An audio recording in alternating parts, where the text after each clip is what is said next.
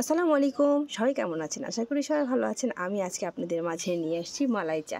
অসাধারণ স্বাদের এই মালাই চা যারা খেতে চান আমার মতন করে চা বানিয়ে খেয়ে দেখবেন অনেক টেস্ট লাগে। প্রথমে আমি মালাই তৈরি করে রেখেছিলাম এক্সট্রাভাবে। লিকার আলাদা জাল দিয়েছি আর দুধ আলাদা জাল দিয়েছি। যেহেতু আমি সবসময় এর আগেও চা বানিয়ে আপনাদের মাঝে শেয়ার করেছি, এই জন্যই যে যখনই দুধের মধ্যে লিকার দেই, উপরের যে একটা শট থাকে সেই শটটা আমি ছাঁকুনি দিয়ে যখনই ছেঁকে ফেলবো তখন কিন্তু এই জিনিসটা চলে যায়। তারপরে চাপাতির মধ্যে যখনই আপনি চিনি অ্যাড করবেন তখন দেখা যাচ্ছে চিনি একটু বেশি পরিমাণে লাগে। সব কিছু মিলিয়ে এক্সট্রা করে ছাঁকনি দিয়ে এভাবে ছেঁকে চা রান্না করে দেখবেন অনেক সুন্দর হয়। তো এই তো আমার চা কিন্তু কমপ্লিট হয়ে গেছে। আর মালাইটা এক্সট্রাভাবে রেখেছিলাম, এখন এটার সঙ্গে আমি মালাইটা অ্যাড করে দিব। তো আমার মতন করে যারা চা বানিয়ে খেতে চান অবশ্যই আমারটা ফলো করবেন।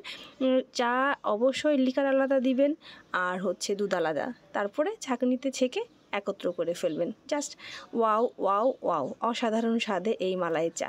সবাই আমার জন্য দোয়া করবেন যাতে করে আপনাদের নতুন এরকম অনেক ধরনের ভিডিও আপলোড করতে পারি। কে কোন ধরনের ভিডিও দেখতে চান তাহলে অবশ্যই কিন্তু আমাকে কমেন্ট করে জানাতে হবে।